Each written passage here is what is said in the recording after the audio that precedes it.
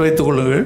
உலகத்தில் உள்ள காரியங்கள் தனக்கு வேண்டாம் என்று சொல்லி அங்கே தானியேல் தன்னுடைய இருமயத்தில் தீர்மானம் பண்ணி ராஜாவுடைய பிரதானியிடம் போய் கேட்குறேன், கொஞ்சம் ஹெல்ப் பண்ணுப்பா, நம்ம ஹெல்ப்புக்கு எதுக்கு போவோம், ஏதோ ஒரு கையெழுத்து போட்டு கொடுப்பா, கொஞ்சம் ஏதோ ஒரு இந்த புறம்போக்கு நிலத்தில் கொஞ்சம் புறம்போக்கு நிலம் வாங்கி கொடுயா ராஜாட்ட சொல்லி, அல்லது ஒரு மகளுக்கு ஒரு அஞ்சு பவுன் நகை கொடுக்க சொல்லியா, அப்படி தான் நம்ம கேட்போம். ஆனால் அவன் போய் கெஞ்சுறான், என்ன கெஞ்சுறான், ஏப்பா என் ராஜ சாப்பாடு வேண்டாம், தயவு செய்து ராஜாட்ட சொல்லி என்னை எக்ஸ்கியூஸ் பண்ண சொல்லு, அந்த கூட்டத்தில் என்னை சேர்க்காத புண்ணியம் பண்ணுப்பா அப்படின்னு சொல்லி ராஜா அவனுடைய பிரதிநிதியிடம் கெஞ்சு கூத்தாடுறான். அவன் மனுஷனா, நம்ம மனுஷனா? நம்ம அப்படி செய்வோமா? இந்த காலவேளையில் அன்பு கர்த்தருடைய பிள்ளைகளே, இருதயத்தில் அவன் நல்ல தீர்மானத்தை எடுப்பதற்கு அவன் தன்னை ஒப்பு கொடுத்தான். அப்படிப்பட்ட ஒரு மனுஷன். அதுமாக சாத்ராக் மேஷாக் ஆபேத்நேகோ பாருங்கள்.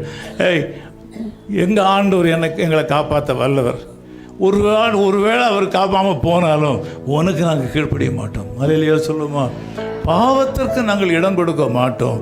ஒருவேளை எங்களுக்கு பல நன்மைகள் வேறு வழியில் வருவதற்கு வாய்ப்பு இருந்தாலும், அது கிடைக்காமல் போனாலும் நாங்கள் இந்த பாவத்துக்கு உட்பட மாட்டோம் என்று சொன்ன அந்த தைரியசாலிகளாக நாம் மாற வேண்டும். அல்லேலூயா சொல்லுமா?